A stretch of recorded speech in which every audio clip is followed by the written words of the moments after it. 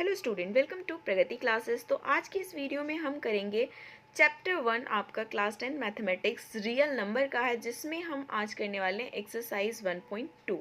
1.1 की वीडियो हमने first class में अपलोड किया था, तो अगर आपने उसे नहीं देखा है तो उसकी प्लेलिस्ट यहाँ पे क्रिएट कर देंगे, आप वहाँ से जो है सारी वीडियोज़ देख सकते हो।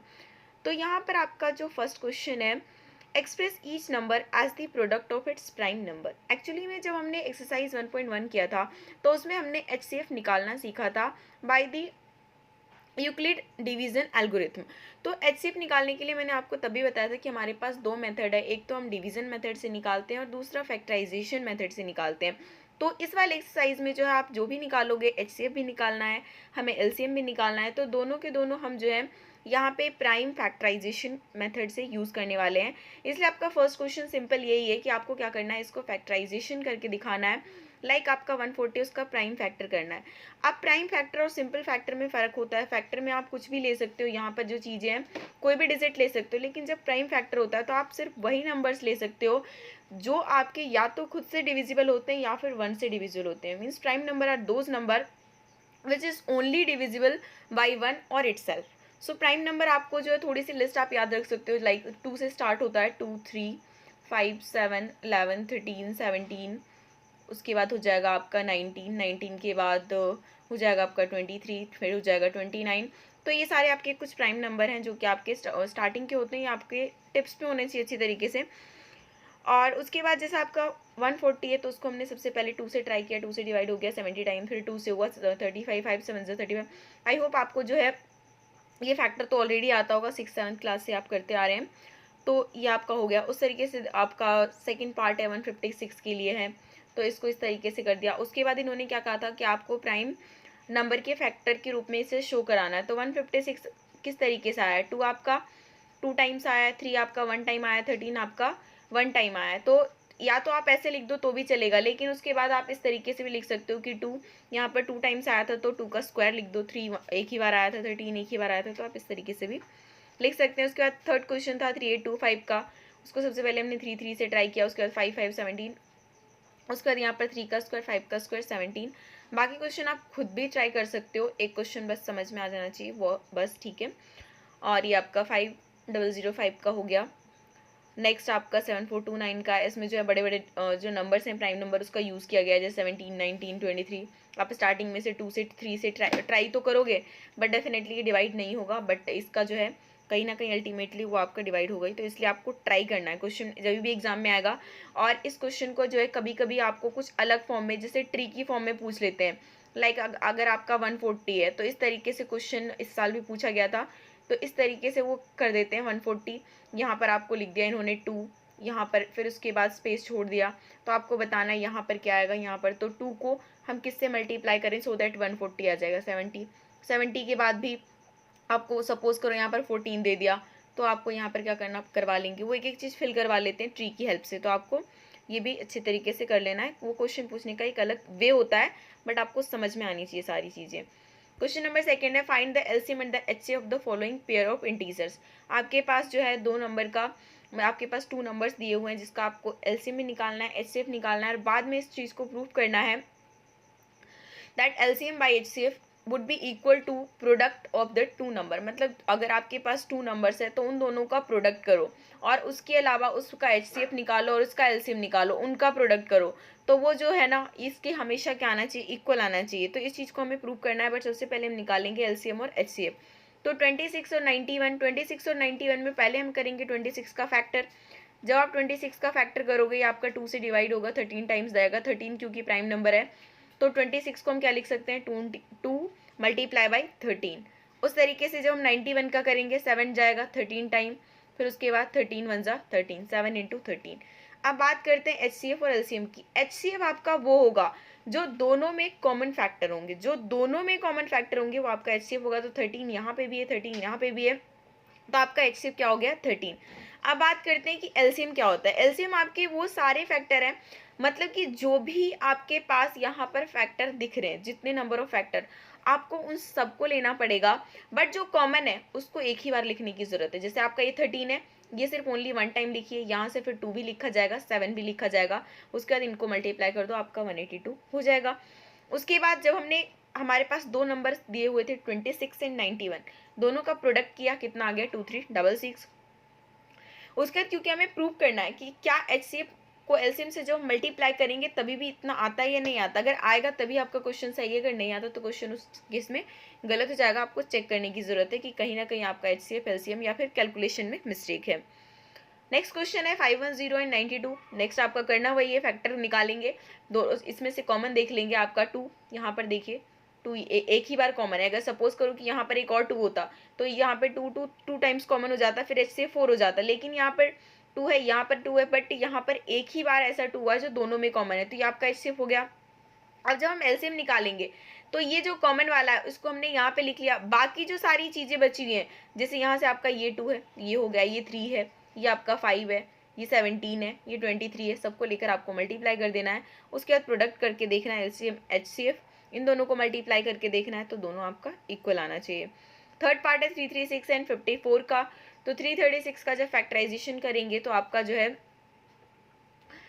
2 जो है 4 टाइम्स आएगा। तो मैंने आपको पहले ही बताया था कि 2 आप या तो आप ऐसे लिख लो या फिर 2 की पावर 4 लिख लो, एक ही बात है, ठीक है ना। बट कभी कभी क्या है, क्वेश्चन मैं बताऊंगी आपको कि स्टैंडर्ड में कुछ इस टाइप से भी क्वेश्चन पूछ लेते हैं।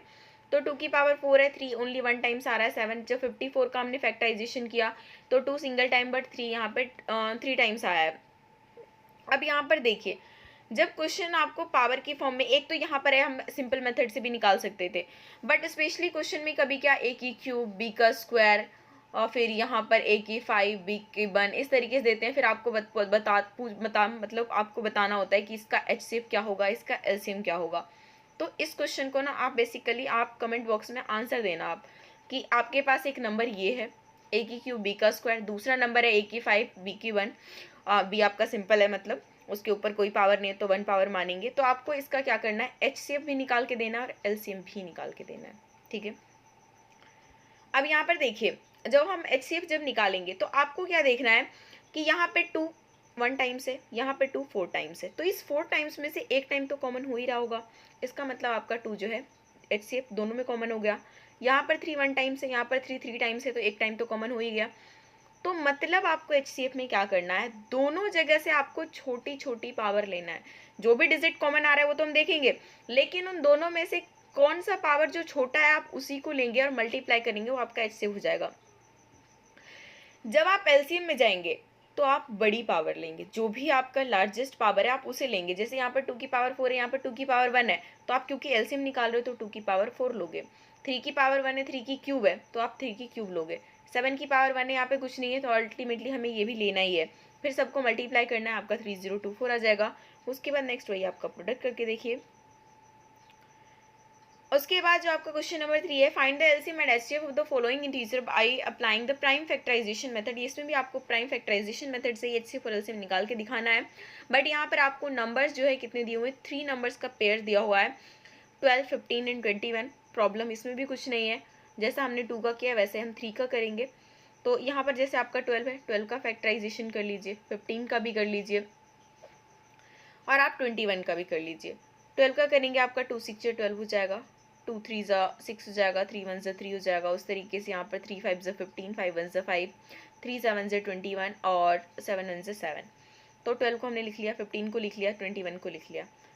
तीनों में कॉमन देखेंगे इस बार, क्योंकि आप 3 का निकाल रहे हो, तो आप ये इन 3 नंबर्स में से ही आप देखोगे कि जब हमने फैक्टर किया तो कौन कौन से ऐसे नंबर है जो तीनों में फैक्टर के रूप में आए हैं। तो वो आपका कौन सा दिख रहा है, ये आपका 3, जो कि आपका तीनों में दिख रहा है, तो इसलिए हमारा HCF कितना हो जाएगा 3। LCM निकालते समय इस 3 को हम एक ही बार लिखेंगे, तीनों में है तो एक ही बार लिखेंगे, और बाकी जो सारी चीज़ें बची हुई थी आप उसको भी उतार लेंगे, सबको मल्टीप्लाई कर देंगे, आंसर हो जाएगा। नेक्स्ट है second part 17 23 and 29। By chance आपके ये तीनों ही नंबर आपके प्राइम नंबर है, प्राइम नंबर है इसका मतलब वो किसी से डिवाइड होगा नहीं, इसका फैक्टर करेंगे तो कुछ नहीं, 1 ही फैक्टर आएगा।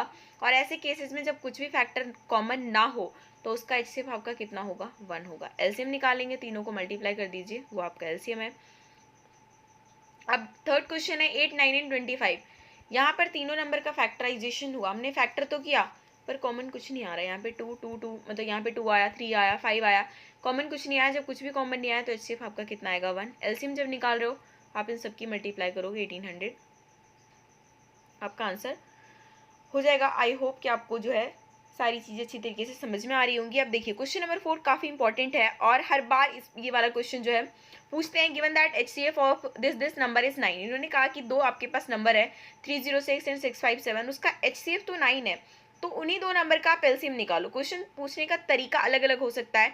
कई बार बता देते हैं आपको कि आपके पास टू नंबर्स है 306 एंड 657, उसका अलग से लिखते हैं कि HCF इतना है, तो आप एलसीएम निकालो। तो वैसे में स्टूडेंट कंफ्यूज नहीं होते, बट ऐसे केस में कभी कभी कंफ्यूज जाते हैं, पर आपको कंफ्यूज नहीं होना है। आपको ध्यान से रखना है कि HCF और उसके बाद अगर इन्होंने ब्रैकेट में दो नंबर दिए हैं, इसका मतलब आपका फर्स्ट नंबर है, सेकंड नंबर दिया हुआ है, और जो आपको इक्वल टू में दिया हुआ है वो आपको क्या दिया हुआ है, HCF आपका दिया हुआ है। तो यहाँ पर हमने कॉन्सेप्ट क्या पढ़ा था कि एलसीएम को अगर HCF से मल्टीप्लाई करते हैं तो वो आपके दोनों नंबर के प्रोडक्ट के इक्वल होता है। तो एलसीएम हमारे पास है नहीं, तो एलसीएम को हमने एलसीएम लिख लिया। HCF हमारे पास कितना है, 9 लिख लिया। प्रोडक्ट ऑफ टू नंबर्स है तो 306 इंटू 657। अब ये जो 9 है यहाँ पर मल्टीप्लाई दूसरी साइड जाकर क्या हो जाएगा, डिवाइड में हो जाएगा। डिवाइड में होने के बाद ये क्या होगा, इससे कैंसिल आउट हो जाएगा और बाकी जो चीज़ें बचेंगी उसको मल्टीप्लाई करोगे तो आपका आंसर निकल आएगा। नेक्स्ट है आपका क्वेश्चन नंबर 5। चेक वेदर 6 की power n can and with the digit 0 for any natural number n। इन्होंने कहा कि क्या कोई भी मतलब 6 की पावर हम कितना भी लिख ले, 2 3 वॉट, तो क्या कभी ऐसा हो सकता है कि जो उसकी मतलब कि जो डिजिट और लास्ट वाली डिजिट वो कैसी हो, जीरो आए, मतलब यूनिट डिजिट पे क्या आना चाहिए, 0 आना चाहिए। अब आप खुद ही सोचो कि यूनिट डिजिट पे 0 कोई भी केस में तभी आ सकता है जब वो नंबर क्या होगा, 10 से डिविजिबल होगा। कोई भी आप नंबर ले लो, 70 ले लो, चाहे 1700 ले लो, 2 8 9 6 4, बट अल्टीमेटली अगर यहाँ पे 0 है तो वो नंबर 10 से डिवाइड जरूर होना चाहिए। अगर वो नंबर 10 से डिवाइड है तो 10 का जो प्राइम फैक्टर है 2 और 5 वो उससे भी डिवाइड होना चाहिए।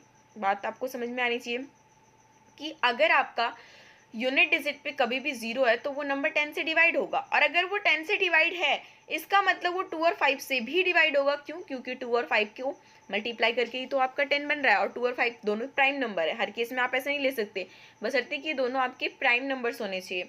तो 2 और 5, इसका मतलब कि जब हम 6 का जब फैक्टर कर ले रहे हैं तो 2 और 3 आ रहा है, मतलब कि अगर 10 के लिए 2 चाहिए था तो 2 तो हमारे पास है, पर 5 चाहिए तो 5 नहीं है।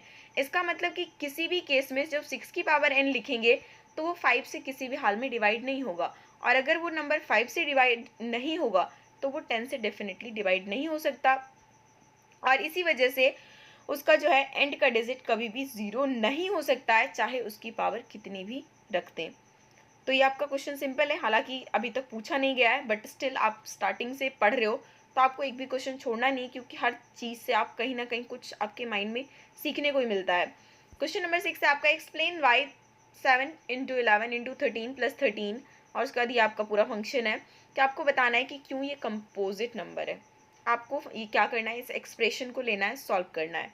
ये आपके सारे मल्टीप्लाई में है, ये प्लस में है यहाँ से, तो यहाँ से हम क्या ले सकते हैं, 13 यहाँ पे भी है, 13 यहाँ पे भी है, 13 को हमने ले लिया कॉमन, अंदर क्या बच गया 7 इंटू 11, और यहाँ पे बच गया +1।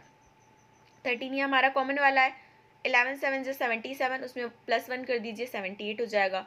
उसके बाद हमने फैक्टर कर दिया। फैक्टर करने के बाद हमें क्या पता चला कि ये जो भी एक्सप्रेशन था उसका फैक्टर कितना निकल कर आ रहा है, 6 भी निकल कर आ रहा है, 13 भी निकल कर आ रहा है।